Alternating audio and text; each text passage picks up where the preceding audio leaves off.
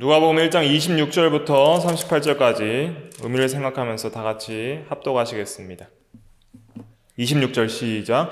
여섯째 달에 천사 가브리엘이 하나님의 보내심을 받아 갈릴리 나사렛이란 동네에 가서 다윗의 자손 요셉이라 하는 사람과 약혼한 처녀에게 이르니 그 처녀의 이름은 마리아라.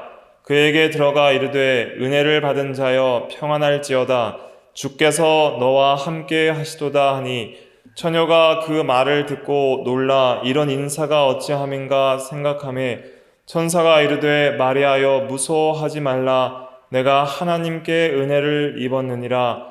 보라 내가 잉태하여 아들을 낳으리니 그 이름을 예수라 하라. 그가 큰 자가 되고 지극히 높으신 이의 아들이라 일컬어질 것이요 주 하나님께서 그 조상 다윗의 왕위를 그에게 주시리니 영원히 야곱의 집을 왕으로 다스리실 것이며 그 나라가 무궁하리라. 마리아가 천사에게 말하되 나는 남자를 알지 못하니 어찌 이 일이 있으리이까. 천사가 대답하여 이르되 성령이 내게 임하시고 지극히 높으신 이의 능력이 너를 덮으시리니 이러므로 나실 바 거룩한 이는 하나님의 아들이라 일컬어지리라. 보라 내 친족 엘리사벳도 늙어서 아들을 배었느니라. 본래 임신하지 못한다고 알려진 이가 이미 6달이 되었나니 대저 하나님의 모든 말씀은 능하지 못하심이 없느니라. 마리아가 이르되 주의 여종이오니 말씀대로 내게 이루어지이다 하매 천사가 떠나가니라. 아멘. 그 다음에 2장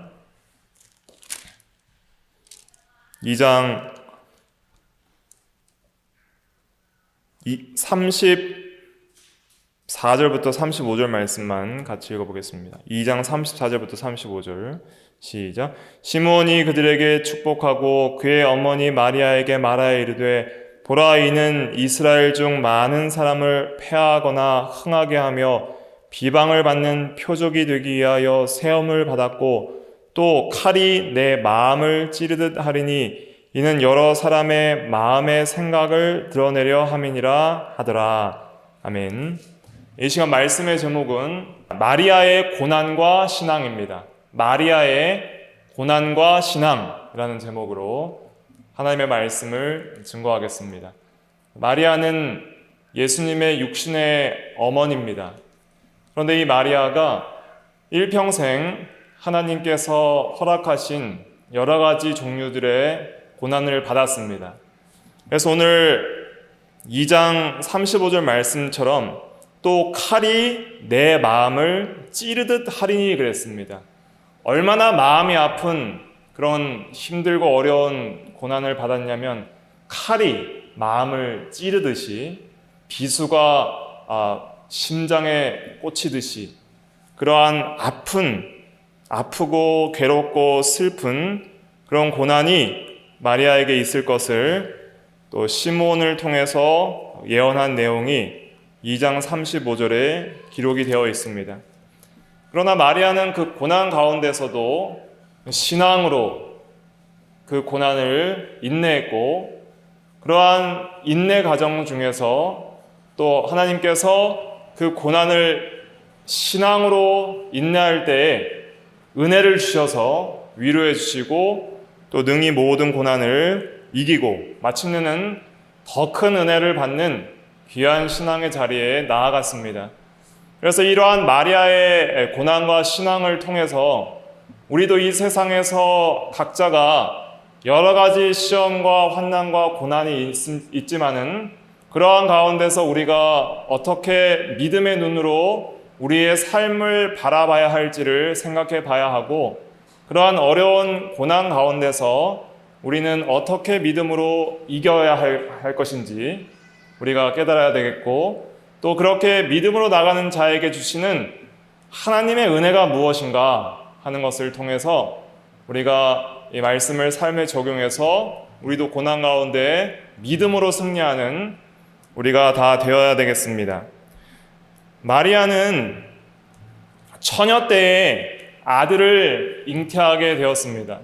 마리아가 처음 받은 고난은 처녀 때에 아들을 잉태한 거예요. 마리아가 요셉과 약혼을 했다고 오늘 1장에 기록이 되어 있습니다. 유대나라 결혼 풍습은 먼저 약혼을 합니다. 그리고 약혼 후에 약 10개월에서 12개월 지나서 결혼식을 올립니다. 그러면 그 한 1년간의 기간 동안 각자가 부모의 집에서 지내면서 서로의 정결, 또 순결을 시험하고 순결과 신실성을 나타내는 그 기간을 1년 정도 약혼 기간을 가지고 그 기간에는 성관계가 엄격히 금지됩니다. 하지만 약혼을 했어도 결혼 전에 둘은 부부관계입니다. 그리고 만약 약혼 중에 다른 남자나 여자나 이 간음죄를 지으면 쳐 죽이라는 내용이 신명기 22장 23절부터 24절에 나오고 있습니다. 그런데 마리아가 약혼 기간 중에 이 천사가 나타난 거예요. 아직 결혼식을 올려서 둘이 동침하기 전에 아직 약혼 기간 중에 처녀인 그 신실성과 순수성을 나타내고 또 점검하는 그 기간 중에 천사가 나타나서 이제 아들을 잉태할 것을 예언하게 됩니다. 가브리엘이라는 천사가 나사렛이라는 동네에서 살고 있는 처녀 마리아에게 나타나서 이렇게 말을 합니다. 28절 말씀 읽어보면 그에게 들어가 이르되 은혜를 받은 자여 평안할지어다 주께서 너와 함께 하시는도다 하니 천사가 나타났을 때 마리아는 굉장히 당황하고 겁을 먹었습니다. 왜냐하면 하나님의 거룩한 영이기 때문에 하나님의 신적 영광을 가지고 나타나기 때문에 죄인들은 두려워할 수밖에 없는 거예요. 그럴 때 특별히 천사가 은혜를 받은 자여 평안할지어다 하면서 위로를 해주는 말을 하였습니다. 주께서 너와 함께 하시는도다. 주의 이름으로 내가 왔다. 그렇게 말을 하면서 인사를 할 때에 29절에 보니까 천사가 그 말을 듣고 놀라 이런 인사가 어찌함인가 생각을 할 때에 30절에 천사가 이르되 마리아여 무서워하지 말라 내가 하나님께 은혜를 입었느니라 보라 내가 잉태하여 아들을 낳으리니 그 이름을 예수라 하라 그랬습니다. 그래서 앞으로 마리아가 잉태할 것을 가르쳐 주었습니다. 그런데 마리아가 잉태를 하게 되면 큰 환난에 빠지게 될 것이 분명합니다. 왜냐하면 그 당시 유대 풍습에서 여자가 간음죄를 지으면은 돌로 쳐 죽여야 되는 그러한 법이 있습니다. 그래서 그 요한복음에도 보면은 간음하다가 잡혀온 여자를 유대인들이 돌로 치리까 이렇게 물어보는 내용이 나오게 됩니다. 그것처럼 이 처녀가 잉태하는 것은 실로 굉장히 위험한 상황과 또 어려움에 처하게 되는 일이었습니다. 그리고 꼭 그 당시에는 로마 사회라서 죽임을 당하지 않는다 할지라도 이웃 사람들에게 비방거리가 될 수 있는 일이었습니다. 그래서 죽음과 또 여러 가지 비방거리를 감수해야 되는 어려운 상황 속에 있었던 것이죠. 그러나 마리아는 그것을 그대로 받아들이고 순종했습니다. 마리아가 이해하지 못한 일들이 있었습니다. 특별히 자기는 남자를 알지 못하는데 어떻게 그런데 이런 일이 있을 수 있겠습니까? 라고 천사에게 물어봤습니다. 34절 말씀 보면 마리아가 천사에게 말하되 나는 남자를 알지 못하니 어찌 이 일이 있으리이까? 그때 천사가 놀라운 진리를 말씀해 주시는데 35절 같이 읽어보겠습니다. 시작. 천사가 대답하여 이르되 성령이 내게 임하시고 지극히 높으신 이의 능력이 너를 덮으시리니 이러므로 나실 바 거룩한 이는 하나님의 아들이라 일컬어지리라 그랬습니다. 그래서 성령으로 잉태하고 성령의 능력과 하나님의 말씀의 능력으로 잉태할 것이다. 초자연적인 역사로 말미암아 네가 잉태하게 될 것이다 라는 놀라운 진리를 마리아에게 가르쳐 주었습니다. 오늘날 교리적으로 성령 잉태와 동정녀 탄생을 신앙으로 고백하고 또 신인 양성 1위, 참 하나님과 참 사람이신 예수님에 대한 진리를 우리가 배워서 아는 우리들에게는 이 내용이 이해가 되고 그렇게 어려운 내용이 아니지만은, 그러나 이 당시 마리아에게, 이 당시 이 말을 듣고 있는 당사자인 마리아에게는 결코 쉬운 대답이 아니었던 거예요. 어떻게 이런 일이 일어날 수 있을까? 또 많은 부분 거의 이해할 수 없는 그런 신비고 대답이었습니다. 아직은 깨닫지 못하는 예수님이 어떠한 분으로 이 세상에 오시는지 아직은 그 당시에 모든 사람들이 깨닫지를 못하고 있었죠. 그러나 많은 부분 이해할 수 없지만은 마리아는 어떻게 했어요? 순종했다는 거예요.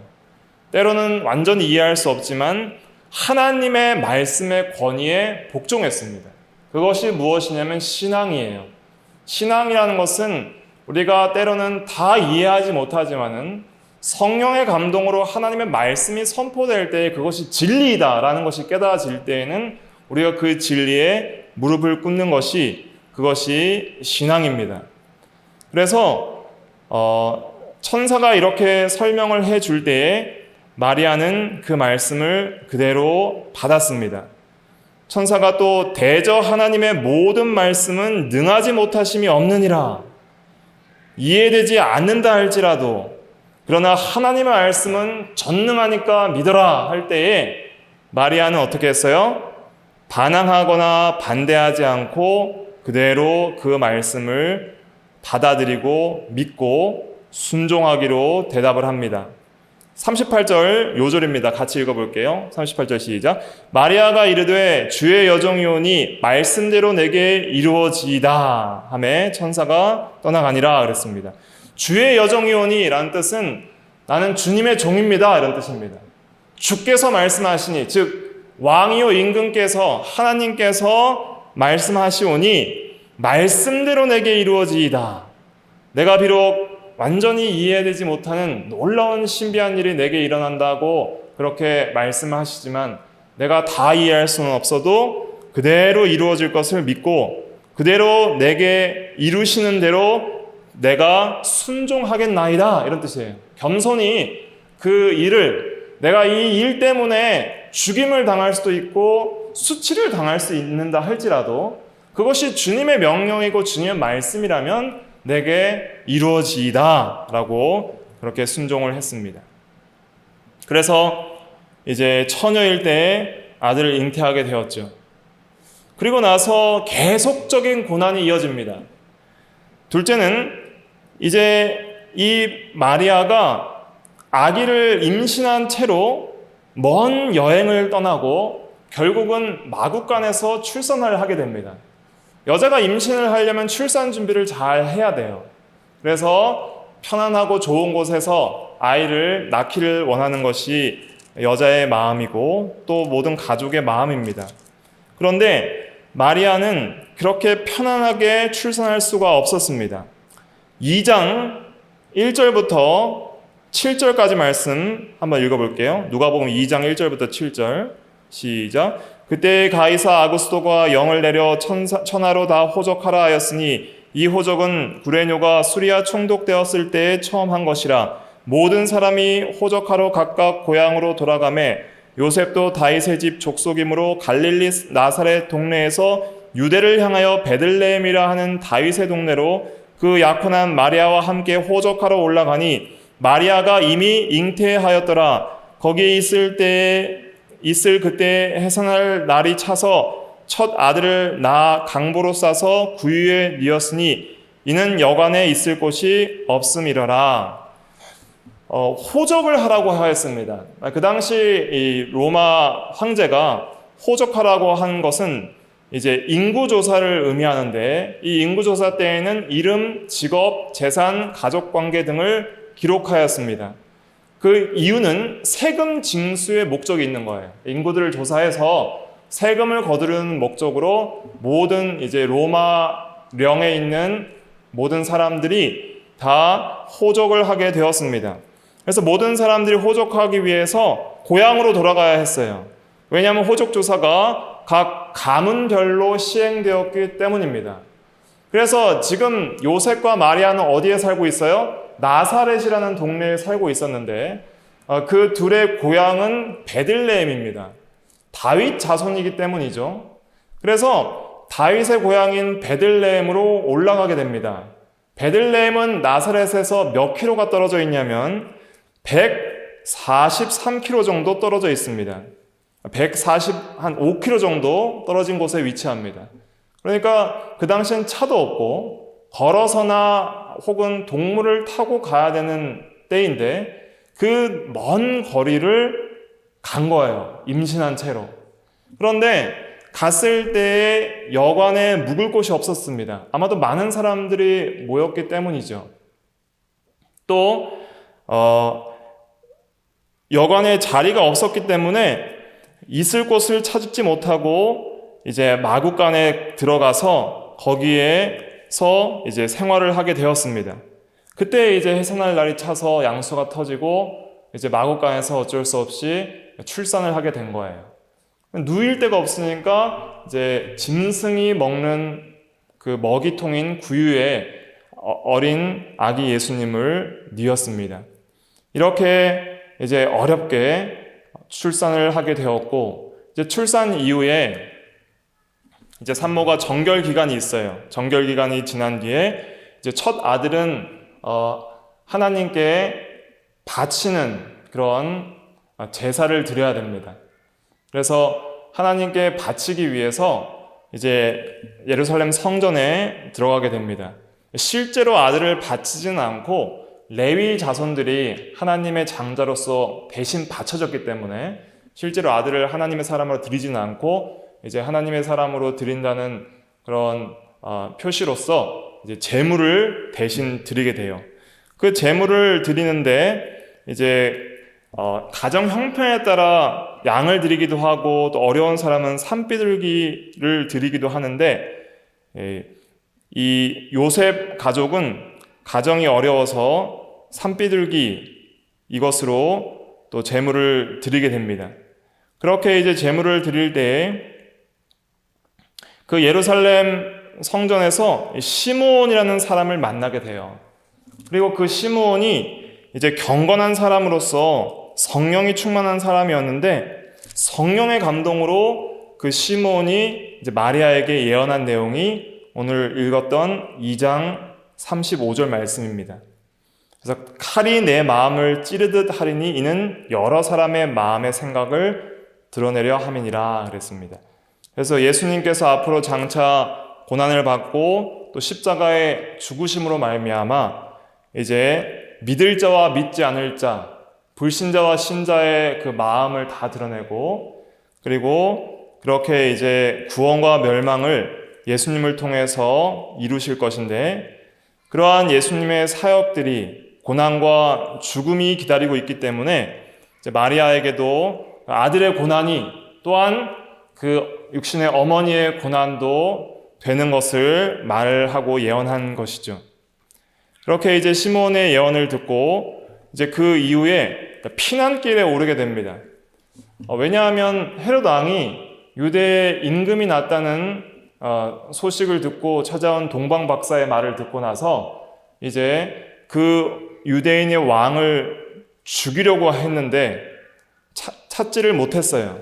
그래서 이제 질투하여서 그 당시 2살 아래로 그 지역에 있는 유대 예루살렘 근방에 있는 베들레헴 근방에 있는 아이들을 다 죽이게 됩니다. 그러한 핍박 가운데서 이제는 피난길에 오르게 되는 거예요. 그래서 이제 마태복음에 보면 애굽으로 피난하게 됩니다. 다시 나사렛 집으로 못 가고 애굽으로 피난을 하게 되는 거예요. 그래서 고난 세 번째는 피난길에 오른 것입니다. 이 피난을 하는 것은 굉장히 어려운 일입니다. 난민이 되는 것이죠. 우리가 이집트가 이제 미군이 철수할 때에 이집트 사람들이 피난길에 오르는 일들을 최근에 뉴스를 통해서 봤잖아요. 어른들은 갈 수가 없으니까 어머니 아버지가 어린 아이들이라도 이 영국군이나 미국군한테 던져서 아이들이라도 살리려 하는 그런 비참한 일들을 보게 됩니다. 피난이라는 것은 위험하고 편하지 않는 것입니다. 많은 사람들에게 이방인으로서 배척을 받습니다. 집도 없는 난민이고 불법 이민자고 여러 가지 생사의 갈림길에 직면하게 되는 온갖 환난과 고통을 당할 수밖에 없는 것이 이 피난길이에요. 그러나 그 출산한 지 얼마 안 된 그런 산모가 이제 피난길에 올랐다는 것은 마리아에게 있어서 큰 고난이었습니다. 그리고 이제 돌아오게 되는데 이제 나사렛이라는 동네에 다시 돌아가서 거기에서 지내게 됩니다. 그러면서 이제 예수님께서 자라시게 돼요. 점점 성장하시는데 누가복음 2장 51절부터 52절 한번 같이 읽어볼까요? 누가복음 2장 51절부터 52절 시작. 예수께서 함께 내려가사 나사렛에 이르러 순종하여 받드시더라. 그 어머니는 이 모든 말을 마음에 두니라. 예수는 지혜와 키가 자라가며 하나님과 사람에게 더욱 사랑스러워 가시더라. 예수님께서는 어려서부터 최고의 흠없는, 죄 없는 아들이었어요. 그래서 어머니 아버지께 순종하여 받드시더라 그랬고, 또 지혜와 키가 자라나면서 하나님과 사람에게 더욱 사랑스러워 가시더라 그랬습니다. 그러니까 부모가 부족했으면 부족했지 예수님이 부족하거나 또 효도하지 못하거나 또 악을 행하거나 죄를 행하는 일이 어린 시절부터 없어서 하나님과 사람에게 더욱 사랑을 받는 그러한 아이로 성장하게 됩니다. 그런데 이 예수님의 어머니로 산다는 것이 결코 쉬운 일이 아니었던 거예요, 마리아에게는. 왜냐하면 마리아는 여전히 육신의 연약함과 부패성을 가지고 있었고 여러 가지로 연약한 부분들이 있었고 또 예수님은 그냥 일반적인 평범한 아이가 아니라 하나님의 아들이요 이스라엘을 구속할 메시아적 사명을 감당해야 될 분이셨기 때문에 그 메시아의 어머니, 그리스도의 어머니로 하나님의 아들의 어머니로 산다는 것은 이 세상에서는 큰 고난의 일이었습니다. 그 중에 한 사건이 일어나는데 어떤 어려운 사건이 일어나냐면 예수님을 잃어버린 사건이 이제 예수님이 12살 때 일어나게 됩니다. 그것이 41절부터 이제 나오는데 41절부터 이 46절까지 보면은 부모와 예수님께서 이제 6월절이 되어서 예루살렘에 가게 됩니다. 예루살렘에 간 이유는 이제 6월절 명절에 많은 사람들이 이제 예루살렘에 모여서 6월절 이제 성회를 여는 거예요. 이 6월절은 출애굽한 사건을 기념하는 유대의 최고 절기 중에 하나입니다. 그렇기 때문에 이 시대에는 이제 수십만의 유대인들이 예루살렘에 모여서 또 수많은 양들을 잡아 제사를 드리고 또 축제를 벌이게 되는 것이죠. 이제 예수님께서 12살이 되었을 때에도 역시 관례를 따라 6월절 또 절기를 지키기 위해서 예루살렘에 올라갔습니다. 그리고 예루살렘에서 모든 절기를 마치고 이제 다시 나사렛으로 돌아가고 있는데 예수님은 같이 돌아오시지 않고 예루살렘에 머무셨어요. 그런데 어머니와 아버지는 예수님이 같이 가지 않는 줄 모르고 동행에 있는 줄 알고 하루길이나 예루살렘을 떠나서 나사렛으로 갔습니다. 그런데 어떻게 하루길이나 아이가 없어진지를 몰랐을까요? 그 당시에는 가족 단위로 이렇게 간 것이 아니라 위험하기 때문에, 먼 거리가 위험하기 때문에 수많은 사람이 같이 모여서 이동을 했습니다. 이동할 때 이제 여자나 아이들은 먼저 앞서 보내고 뒤에서 남자들이 모여서 지키면서 가는 형식으로 그렇게 이동을 했다 그래요. 아마도 요셉은 예수님이 마리아와 함께 있었는 줄 알았을 것이고 또 마리아는 예수님이 어느 정도 성장했기 때문에 이제 13세면 성인이 되거든요. 그렇기 때문에 이제 아이들의 행렬과 같이 있지 않고 남편과 함께 있겠다라고 생각을 했던 것 같아요. 그렇기 때문에 하루길이나 가도 몰랐던 겁니다. 그런데 하루길 간 이후에 동행 중에 있는 줄 알고 갔는데 찾아보니까 없는 거예요. 그래서 마리아는 놀라서 이제 다시 예루살렘으로 가족들과 함께 돌아가게 됩니다. 그러니까 예수님을 잃어버린 것도 마리아에게는 큰 고난이었습니다. 그것도 며칠 동안 잃어버렸어요? 왔다 갔다 총 합치면 3일 동안 예수님을 잃어버렸던 거예요.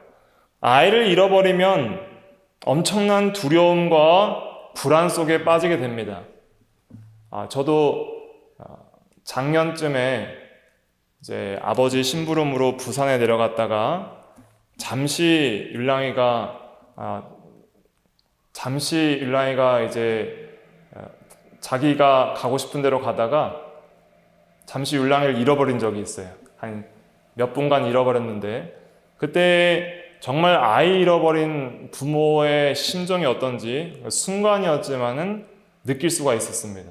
하나님께 온갖 회개를 다 하면서 동네방네 찾아다니면서 율랑이를 부르고 상점마다 찾아다니면서 아이를 찾아보고 그때를 생각하면은 굉장한 두려움과 또 불안 가운데서 또 하나님을 간절히 의지하는 가운데서 그렇게 아이를 찾았는데 정말 안절부절하지 못했던 그런 공포스러운 기억이 있습니다.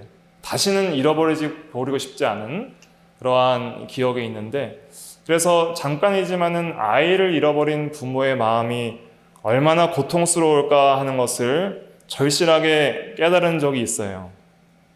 그런데 예수님의 어머니는 며칠간 잃어버렸어요? 3일간 잃어버린 거예요. 3일간 잃어버리고 나서 이제 사흘 후에 성전에서 만났습니다. 46절에 보니까 사흘 후에 성전에서 만난즉 그가 선생들 중에 앉으사 그들에게 듣기도 하시며 묻기도 하시니 성전에서 다른 사람들과 이제 성경을 가지고 대화를 하고 계신 거예요. 그때 부모가 보고 근심하며 찾았다고 아이를 책망하게 됩니다. 그 말씀이 48절에 나옵니다. 48절에 그의 부모가 보고 놀라며 그의 어머니는 이르되 아이야 어찌하여 우리에게 이렇게 하였느냐 보라 내 아버지와 내가 근심하여 너를 찾았노라 그랬습니다. 그때 예수님께서 이르되 어찌하여 나를 찾으셨나이까 내가 내 아버지 집에 있어야 될 줄을 알지 못하셨나이까 하시니 그랬습니다. 그러니까 부모들은 그냥 일반적인 아이에게 일반적인 부모가 하듯이 그렇게 책망하고 얼마나 근심했는지를 그렇게 말을 한 거예요. 그러나 예수님은 이제 메시아로서 이제 하나님 아버지의 집에서 이제 말씀을 증거하는 선지자의 사역을 감당하고 계셨던 것이죠. 그래서 그러한 자신의 어떤 사역과 직분에 대한 그런 이야기를 할 때 부모가 그 말씀을 깨닫지 못했다 그랬습니다. 그러니까 사실은 부모가 부주의해서 예수님을 잃어버린 것도 있지만은 또한 예수님의 그 메시아적 사역 때문에 또 그러한 사역을 이해하지 못했기 때문에 메시아의 어머니로서 이제 예수님을 잃어버리는 그러한 사건들이 또 마리아에게는 큰 고난과 또 어려운 사건들이 되었던 것이죠.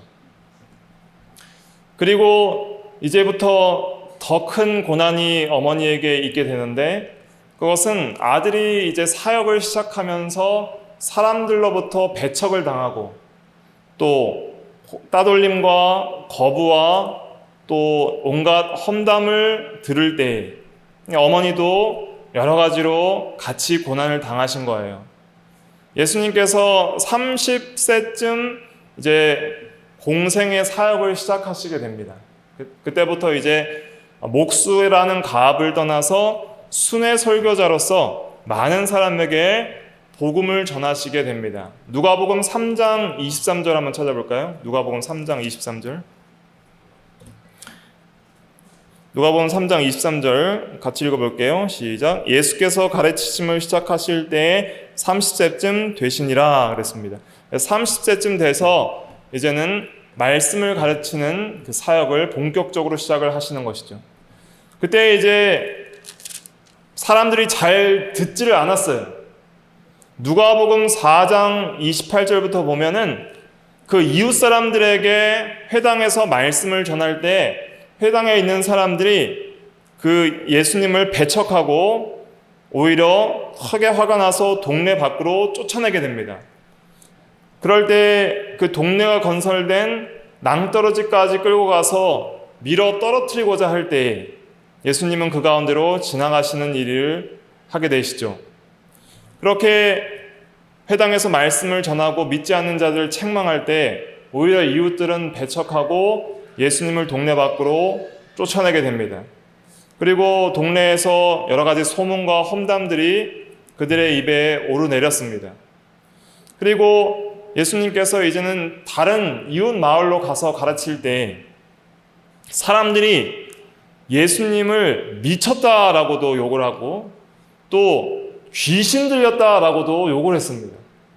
그 말씀이 마가복음 3장 21절 22절에 나옵니다. 그때 그 말을 듣고 예수님과 동생들이 찾아오게 돼요. 그것이 마가복음 3장 31절부터 나오게 됩니다. 사람들이 미쳤다 그러고 귀신 들렸다고 하니까 이제 동생들은 그때 예수님을 믿지 않았어요. 그리고 어머니도 걱정도 되고 계속 예수님이 온갖 험담을 들으니까 좀 말리려고 했는지 또 그러한 걱정이 되었는지 예수님을 찾아오게 됩니다. 그런데 예수님이 나와보지도 않는 거예요.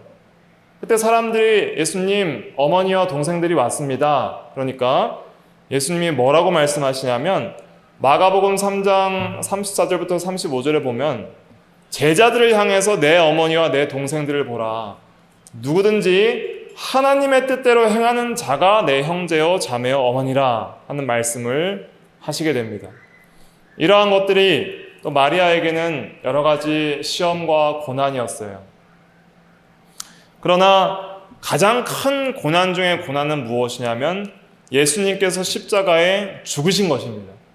그 죽음을 눈앞에서 마리아는 끝까지 지켜봤습니다.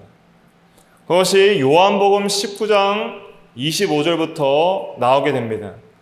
요한복음 19장 25절부터 27절 한번 찾아볼게요. 요한복음 19장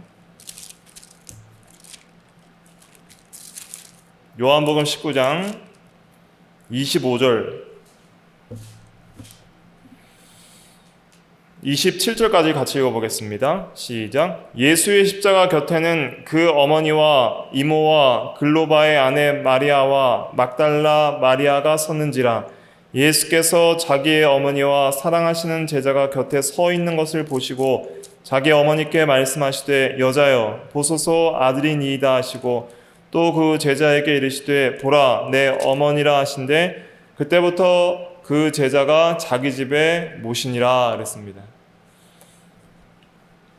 칼이 마음을 찌르듯 하리라 하는 말씀의 절정은 이 예수님의 십자가의 죽음을 곁에 서서 끝까지 목격하는 그러한 내용에 있어서 마음을 찌르는 일의 절정에 달하게 되는 것이죠. 가장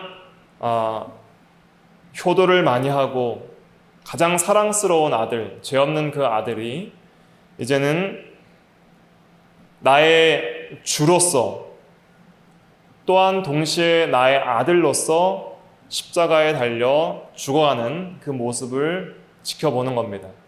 다른 사람들과는 다르게 모든 택한 백성의 주님으로서 구세주로서 예수님께서 죽으시고 또한 마리아의 구세주로서 예수님께서 죽으시지만 그러나 마리아에겐 특별히 또한 육신의 아들로서 아들이 또 죽는 거예요. 그러니까 마리아는 나의 구세주가 죽는 그런 슬픔, 고통 그것도 경험을 했지만은 또한 자기가 사랑하는 죄 없는 아들이 죽는 것을 지켜봤던 것이죠. 그때 억울한 재판을 당하고 군인들에게 고난을 받고 온 몸이 채찍에 맞아 피투성이가 되고 가시관을 쓰시고 벌거벗김을 당하시고 이제 십자가에 못 박혀서 죽으시는 그 모습을 마리아는 지켜봐야 했던 것입니다. 그럴 때 마리아의 가슴에 칼이 찌르는 듯한 그 엄청난 고통을 당했던 것이죠. 아마도 슬피 울며 예수님이 죽으실 때까지 거기에 계속 서 있었을 것입니다. 그러면 이러한 마리아의 모든 슬픔을 마리아는 어떻게 견뎌냈을까? 그리고 이 고난 중에 마리아는 어떤 신앙으로 이 고난들을 인내해냈을까 하는 것을 우리가 배워야 합니다. 그러면 먼저 우리가 돌아가야 될 것은 무엇이냐면 다시 마리아가 처음 천사를 만났을 때의 그 마리아의 고백으로 돌아가야 됩니다. 그것이 마리아의 신앙이에요. 다시 오늘 본문 1장 38절 말씀 같이 한번 읽어볼게요. 1장 38절 누가복음 1장 38절 시작. 마리아가 이르되 주의 여정이오니 말씀대로 내게 이루어지이다. 이것이 마리아의 신앙입니다. 마리아는 그녀의 모든 삶의 고난 가운데서 전적으로 하나님께 순종을 했습니다. 성령으로 잉태되는 것도 순종했고 또 어려운 가운데 피난을 가고 또 아이를 낳고 피난을 가는 부분에서 순종했고 또 메시아의 어머니로서 어린 시절부터 기르는 동안 여러 가지 고난과 시험 가운데서도 잘 순종을 했던 것입니다. 그리고 마침내 예수님께서 죽으시는 그 순간까지 마리아는 자신의 모든 삶을 하나님께 드리고 또 순종하며 또 자신을 향하신 하나님의 뜻이 다 이루어지기를 그렇게 순종을 하며 받아들였던 것이죠. 때로는 우리가 우리에게 당하는 현실들이 너무나도 견디기가 힘들어서 하나님을 더 이상 순종하고 싶지 않고 또 하나님의 말씀대로 내게 이루어지지 않기를 바라며 하나님의 뜻이 내게 이루어지기를 바라는 그러한 겸손과 순종과 또 경외의 마음을 잃어버리기 쉽습니다. 그러나 마리아는 끝까지 인내하였고 또 하나님께 순종하며 자신의 모든 삶을 하나님께 드렸던 것이죠. 그러면 어떻게 마리아는 이런 신앙으로 나아갈 수 있었을까? 마리아는 항상 하나님의 말씀을 마음에 새기는 사람이었습니다. 그렇기 때문에 하나님의 모든 말씀이 이루어지기를 원했던 것이고 또 하나님께서 모든 인생 가운데 자신을 향하신 뜻이 항상 선함을 깨달을 수 있었고 비록 슬픔과 고통 가운데 있었지만은 하나님의 말씀과 또 하나님의 모든 성품이 선하심을 알았고 또 끝까지 하나님께서 선한 길로 인도해 주실 것을 믿고 어려운 가운데 하나님으로부터 도망가며 하나님을 원망한 것이 아니라 끝까지 하나님을 의지하였습니다. 마리아는 항상 말씀을 마음에 새기는 사람이었습니다. 그것을 어디에서 알 수 있냐면 2장에서 알 수 있는데 누가복음 2장 19절 말씀 한번 읽어볼게요. 누가복음 2장 19절 말씀 같이 읽어볼게요. 시작. 마리아는 이 모든 말을 마음에 새기어 생각하니라 그랬습니다. 천사들이 예수님의 탄생한 내용을 양치는 목자에게 알려주었을 때 목자들이 마리아와 그 모인 사람들에게 천사들의 말을 전할 때 다른 사람들은 놀랍게 여기며 마음에 새기지도 않고 믿지도 않았지만은 마리아만 이 모든 말을 마음에 새기어 생각하니라 그랬습니다. 마리아는 예수님을 잉태하기 전부터 항상 주님의 말씀들을 많이 읽고 묵상하며 마음에 새기는 사람이었습니다. 특별히 시편에 나온 하나님의 영광과 성품 그리고 하나님을 찬양하는 찬양의 시 또 시편에 나온 귀한 은혜의 말씀들을 많이 묵상한 사람인 것을 알 수 있습니다. 그것을 어디에서 알 수 있냐면 마리아의 찬송가를 통해 알 수 있어요. 마리아가 지은 찬송가가 있는데 그것이 누가복음 1장 46절부터 56절까지 말씀입니다. 누가복음 1장 46절부터 한번 찾아볼까요? 45절부터 읽어볼게요. 45절부터 누가복음 1장 45절부터 시작. 주께서 하신 말씀이 반드시 이루어지리라고 믿은 그 여자에게 복이 있도다. 마리아가 이르되 내 영혼이 주를 찬양하며 내 마음이 하나님 내 구주를 기뻐하였음은 그의 여종의 비천함을 돌아보셨음이라. 보라 이제 후로는 만세의 날을 복이 있다 일컬으리로다. 능하신 이가 큰 일을 내게 행하셨으니 그 이름이 거룩하시며 긍휼하심이 두려워하는 자에게 대대로 이르는도다. 그의 팔로 힘을 보이사 마음의 생각이 교만한 자들을 흩으셨고 권세 있는 자를 그 위에서 내리치셨으며 비천한 자를 높이셨고 줄이는 자를 좋은 곳으로 배불리셨으며 부자는 빈손으로 보내셨도다. 그 종 이스라엘을 도우사 긍휼히 여기시고 기억하시되 우리 조상에게 말씀하신 것과 같이 아브라함과 그 자손에게 영원히 하시리로다 하니라. 이것이 마리아의 찬송가예요. 이 마리아의 찬송가들을 보면 시편에 있는 여러 구절들이 생각이 납니다. 여러 시편의 구절들을 묵상한 내용들이 녹여서 여기서 나오는 거예요. 시편의 많은 구절들과 비슷한 내용들이 대부분입니다. 그런데 이 마리아의 신앙은 뭐예요? 주께서 하신 말씀이 반드시 이루어지리라고 믿은 그 여자예요.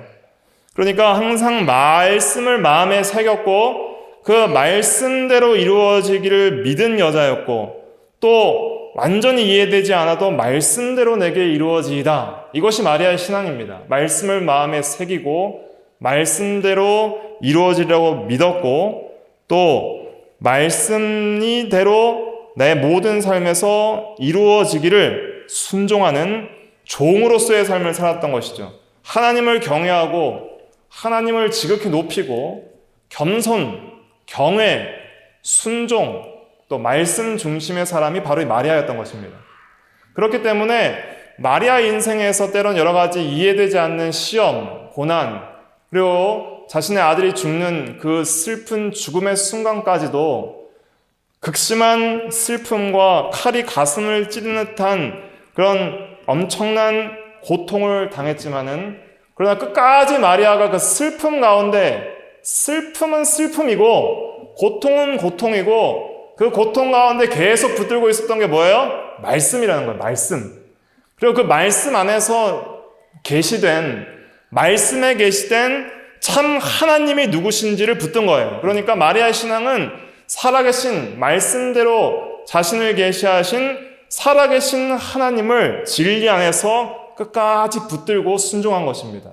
결코 도망가지 않고 오직 예만 한 마리아예요.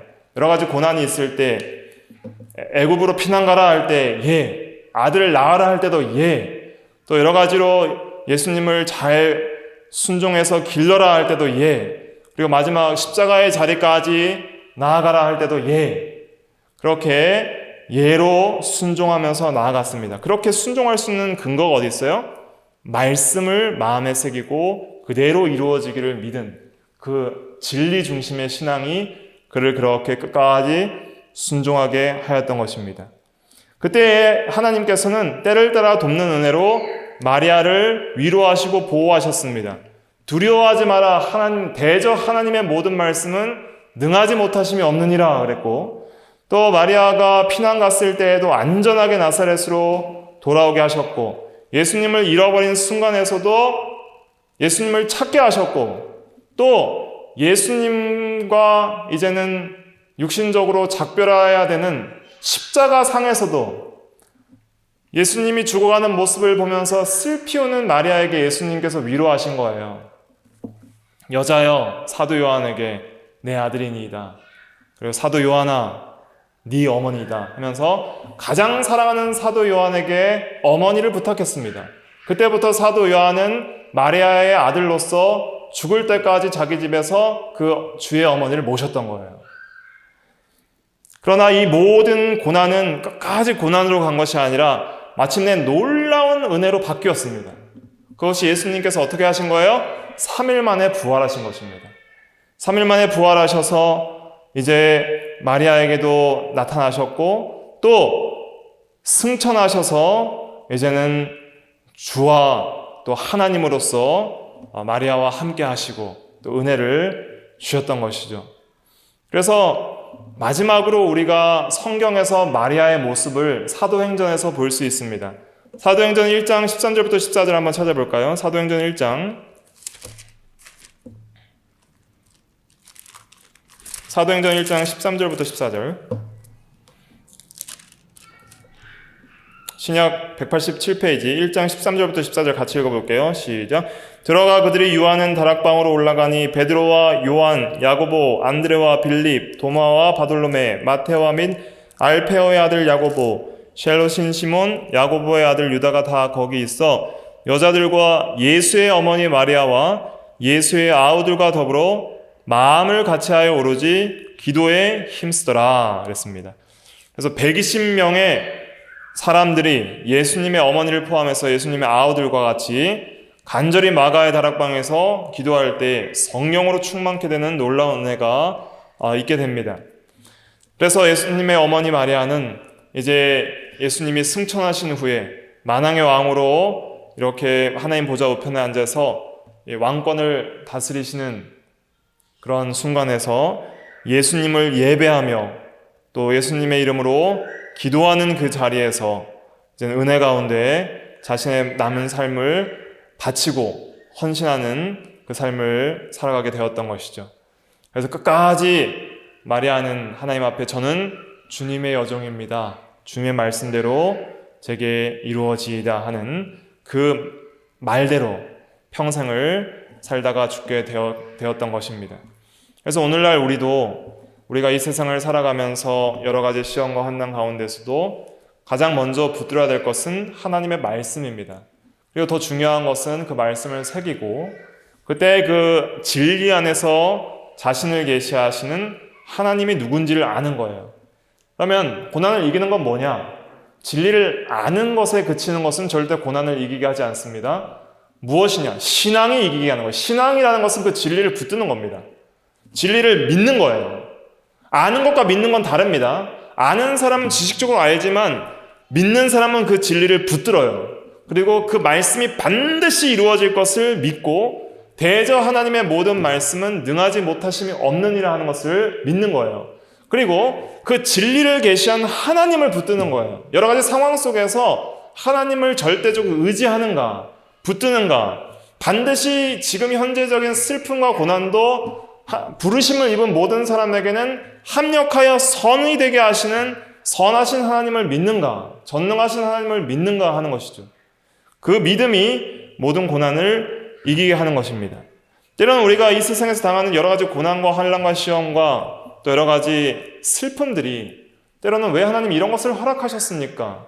라고 이해되지 않는 것들이 많이 있습니다. 그러나 반드시 알아야 될 것은 무엇이냐면 하나님은 그 모든 것이 합력하여 악까지도 선하게 모든 택자들과 부르심을 받은 자에게는 선으로 이루어지시고 선으로 주신다는 것을 믿어야 되고 또한 그러한 모든 여러 가지 악들은 하나님께서 원하시는 하나님의 본심이 아니라 그랬어요. 예레미야서에 보면.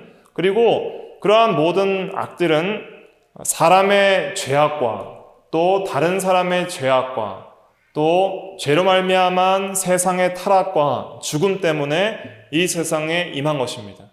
그러나 그 모든 것들을 이기시고 또 회복시키시고 구원하시려고 예수 그리스도를 이 땅에 보내주신 거예요.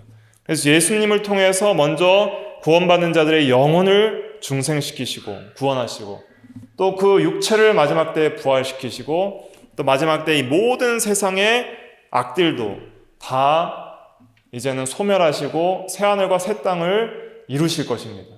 그때에는 더 이상 세상에 악이 존재하지 않고 악한 모든 자들은 심판을 받게 되고 타락한 세상은 새하늘과 새 땅이 되고 더 이상 슬퍼하며 눈물을 흘리며 사망이 더 이상 없는 그러한 하나님의 나라에서 우리는 영원히 살아갈 것입니다.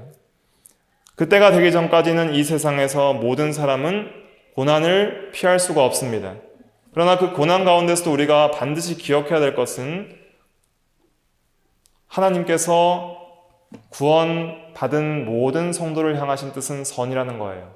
그리고 때로는 우리가 당하는 고난이 잘 이해가 되지 않더라 할지라도 반드시 깨달아야 될 것은, 더 이해할 수 없는 것은 무엇이냐면 그러한 죄인을 위해서 예수님께서 이 세상에 오셔서 죽으셨다는 것이죠. 아들을 내어주시기까지 우리를 사랑하신 하나님께서 모든 것을 주시지 않겠느냐라고 로마서 8장에서 말을 하고 있습니다.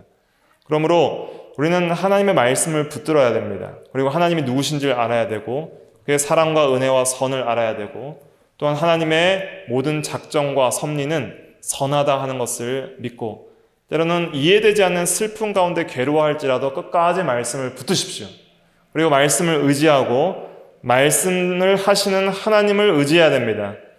그렇게 나갈 때에 반드시 하나님께서 위로하시고 돕는 은혜를 베풀어 주시고 마침내는 더 큰 놀라운 은혜로 모든 고난을 바꾸어 주시고, 그때 결국은 그 고난도 합해서 선이었다는 것을 깨닫게 될 날이 올 것입니다. 그래서 마리아에게 있어서 이런 신앙을 가질 수 있는 근거는 무엇이었냐면 말씀을 마음에 새긴 사람이었다는 거예요. 그리고 항상 말씀을 묵상하고 말씀을 자신 안에 적용시켜서 믿어서 그 말씀대로 또 하나님을 찬양하고 말씀대로 살아갔던 사람이었습니다. 그랬기 때문에 이 육신의 메시아의 육신으로 예수님의 어머니가 되는 그것이 보통 어려운 고난의 일이 아닌데 이것을 믿음으로 끝까지 감당할 수가 있었던 것이죠. 그래서 우리도 이러한 신앙으로 다 나가도록 해야 되겠습니다. 기도하겠습니다.